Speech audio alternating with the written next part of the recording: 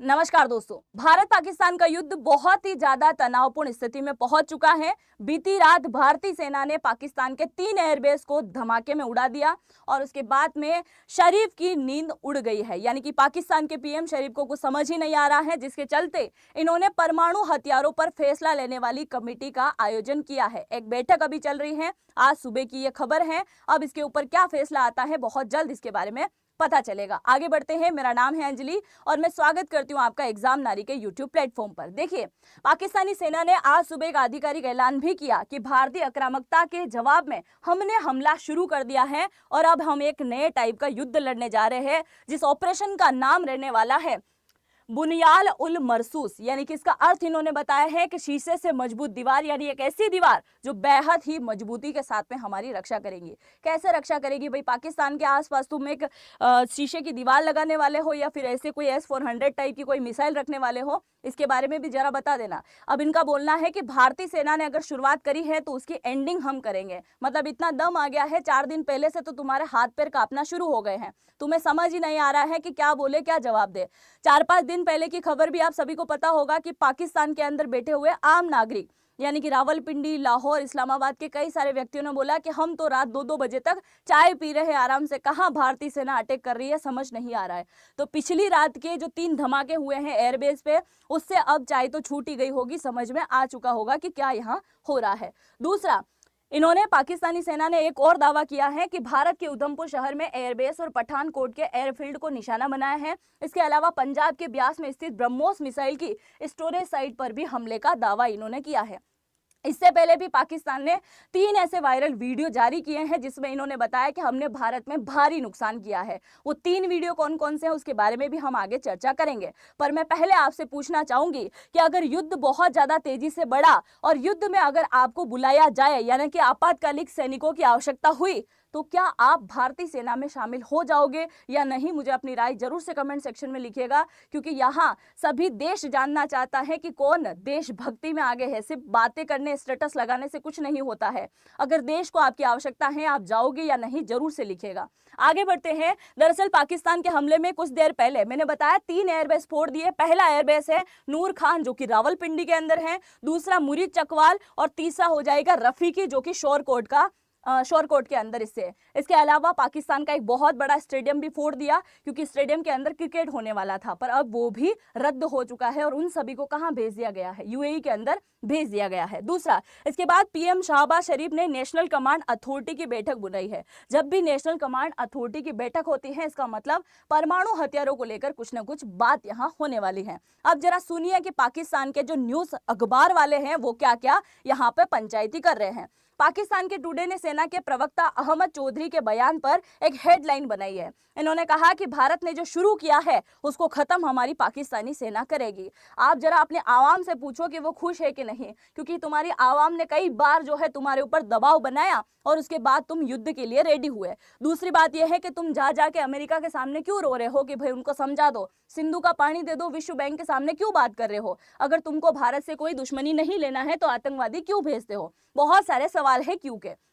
आगे बढ़ते हैं। द मिनट मिनर जो अखबार है इसके द्वारा भी लिखा गया है, सेना के प्रवक्ता के बयान को हेडलाइन बनाया है और कहा है कि पाकिस्तान के अंदर जो अभी इजराइल के द्वारा बनाए गए ड्रोन भेजे थे वो हमने 77 ड्रोन मार गिराए। अरे तुम जरा इसके बारे में तो पढ़ लो कि ड्रोन कौन से थे वो। उन ड्रोन का नाम था सुसाइड ड्रोन। सुसाइड ड्रोन का अर्थ क्या होता है? सुसाइड का मतलब होता है मरना, मरने वाले ड्रोन। अगर वो गिरेंगे तो फूटेंगे और तुमने कहां से उसको मार गिराया भाई? सोचने वाली बात है। सुसाइड ड्रोन है ही ऐसे कि गिरने के बाद घूमते हैं, पता करते हैं कि यही मेरा टारगेट है या नहीं, और जैसे उनको कंफर्म होता है कि यही मेरा टारगेट है, वो क्या हो जाते हैं? ब्लास्ट हो जाते हैं। और अगर फिर भी उनको टारगेट उनका क्लियर नहीं हुआ तो फिर भी वो लौट के नहीं आएंगे, वो वही फटेंगे, मर जाएंगे पर वापस लौट के नहीं आएंगे। ये सुसाइड ड्रोन की भी एक देशभक्ति है भाई। तो इन्होंने बोला कि हमने मार दिया, किस हिसाब से मार दिया? दूसरा, अभी पाक वार रूम जो चल रहा है उसके अंदर से खबर निकल के आती है कि आर्मी तो कुछ कर नहीं पा रही, पर हमने भारतीय फाइटर प्लेन पर मारने पर एक वीडियो जारी कर दिया है एआई की मदद से।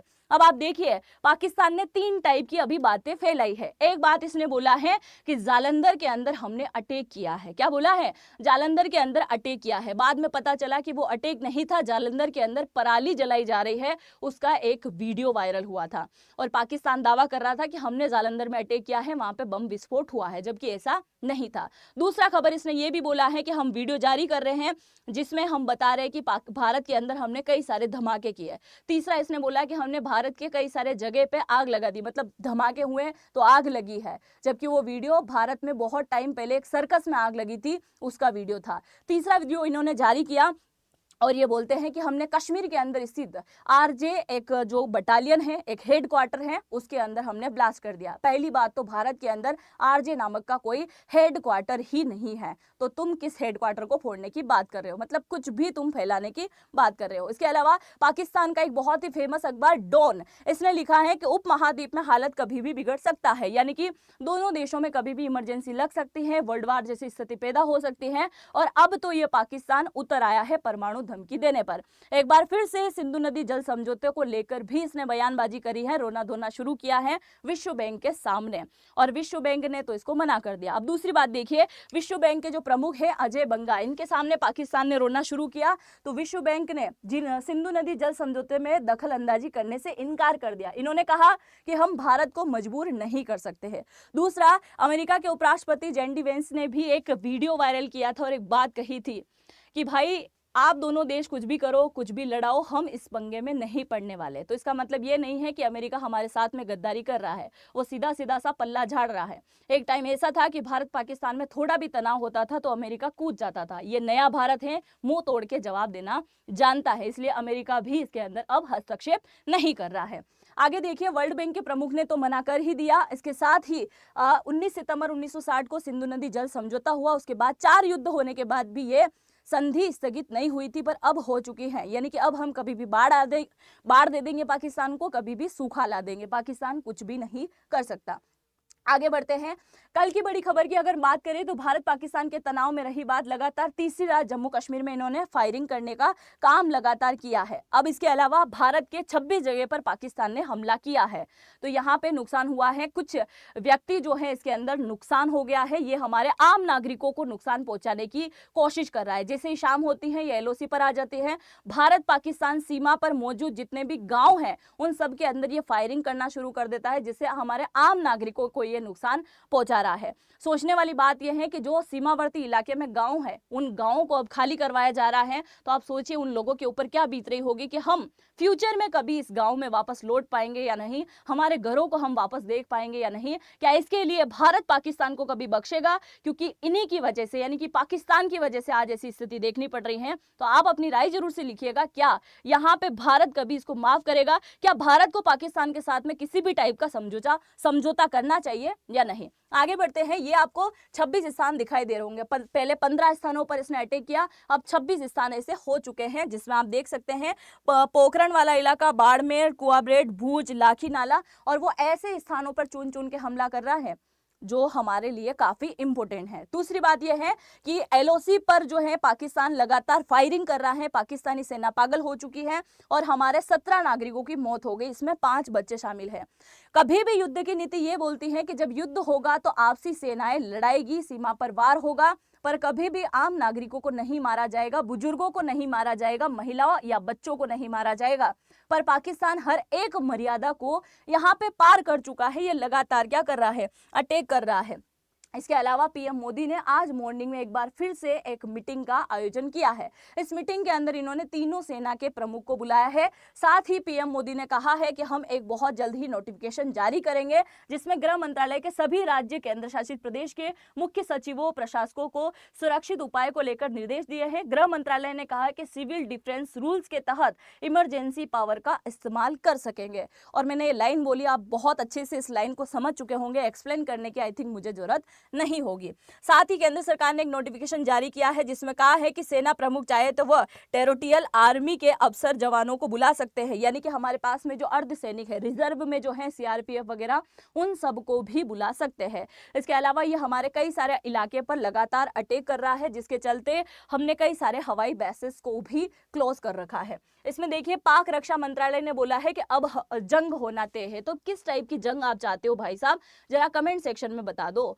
ये एक टाइप की जंग की शुरुआत करना चाह रहे हैं। अरे जंग की शुरुआत हो गई, अगर जंग होती है तो दोनों देश चिल्ला चिल्ला के नहीं बोलते हैं कि हम अब जंग करने वाले हैं, जरा इनको ये भी बताइए। तो जंग की शुरुआत तो हो गई है दादाजी, अब किस बात की तुम देरी लगा रहे हो। दूसरा, तुम जंग का ऐलान तो नए टाइप से करोगे ना, क्योंकि आईएमएफ के सामने भीख मांगने गए और आईएमएफ ने तुमको 20,000 करोड़ तो दे दिया है ना, जिसमें 10,000 करोड़ आपको साथों साथ मिल गए, मतलब हैंड टू हैंड, और बाकी जो 10,000 करोड़ बचे हैं वो आपको थोड़े टाइम में किस्तों में मिलेंगे, 11-12 महीने में। तो तुम्हारे पास में पैसा आता रहेगा, तुम सरकार सेना के ऊपर फूंकते रहोगे और एक टाइम फिर आएगा कि कटोरा लेके निकल जाओगे। इससे पहले वाले वीडियो में बताया था ना, वैसे भी भारत के अंदर जो है, अगर आप भिखारी देखोगे तो उसके अंदर कई सारे भिखारी पाकिस्तान के मौजूद हैं। सऊदी अरब में देखोगे तो कई सारे भिखारी वहां पे हैं पाकिस्तान के। तो वर्ल्ड में सबसे ज्यादा भिखारी अगर कोई देश देता है तो वो यही है, और इसके साथ ही ये भी भीख मांगने का काम करता है। तो इस देश का काम यही है कि भीख मांगो और काम चलाओ। इसके अलावा इसने बोला है कि हम भारतीय सेना से निपटने के लिए पूरी तरीके से रेडी है। दूसरे, अब यहाँ देखिए, 15 मई तक हमारे 9 राज्यों के 32 एयरपोर्ट पूरी तरीके से बंद है। अब जो है हवाई यात्रा बिल्कुल रद्द कर दी गई है। तो यहाँ पे आप नाम देख सकते हैं कौन कौन से अभी बंद है। इसके अलावा पाकिस्तान कई सारी फेक न्यूज चला रहा है, तो कम से कम इनसे बचने की जरूर से कोशिश कीजिएगा। दूसरा, इन मोहतरमा का वीडियो बहुत ज्यादा इन दिनों वायरल हो रहा है। तो इन्होंने क्या एक स्टेटमेंट दिया है, मेरी दोनों देशों से गुजारिश है कि हम इन हमलों को बंद कर दीजिए। अब इन हमलों को बंद करने की बात कही है। जम्मू कश्मीर के लोग कब तक इस मुसीबत को झेलेंगे? दोनों ने हिसाब बराबर कर दिया है, तो फिर हमारे बच्चों को क्यों मारा जा रहा है? हमारे बॉर्डर इलाकों में बहुत दहशत है। मेरी गुजारिश है इस सिलसिले को बंद कर दिया जाए, यह इंसानियत के खिलाफ है। आप मुझे मोहतरमा जरा यूं बताइए, क्या आपने पाकिस्तान के लिए कभी ऐसा स्टेटमेंट लिखा है कि पाकिस्तान तुम बार बार आतंकवादी अटैक क्यों करते हो? जब जम्मू कश्मीर भारत का हिस्सा बन चुका है तो पाकिस्तान को कभी भी अटैक नहीं करना चाहिए। अब ये भारत को ही क्यों बोला जाता है कि भारत पीछे हट जाए? तुम कश्मीर को क्यों नहीं बोलते, तुम पाकिस्तान को क्यों नहीं बोलते हो कि पाकिस्तान पीछे हट जाए? मतलब भारत को लेकर कुछ भी बयानबाजी करना है। दूसरा, एक बहुत ही प्राउड मूवमेंट अभी भारत के अंदर हुआ है।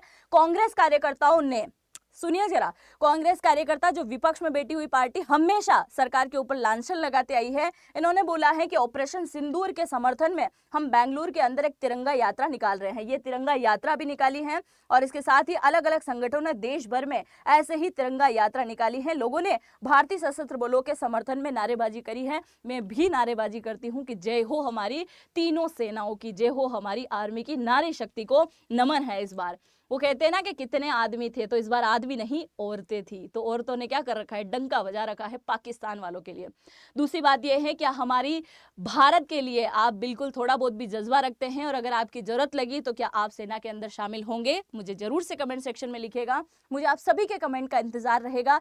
चैनल पे अगर पहली बार आए हैं तो मैं आप सभी के कमेंट का वेट करूंगी कि आप नए व्यूअर्स हैं, नए सब्सक्राइबर हैं, जरूर से कमेंट कीजिएगा और चैनल को सब्सक्राइब करना बिल्कुल भी मत भूलिएगा। इसी टाइप के अपडेट के लिए मिलते हैं नेक्स्ट वीडियो में। तब तक के लिए जय हिंद, जय भारत।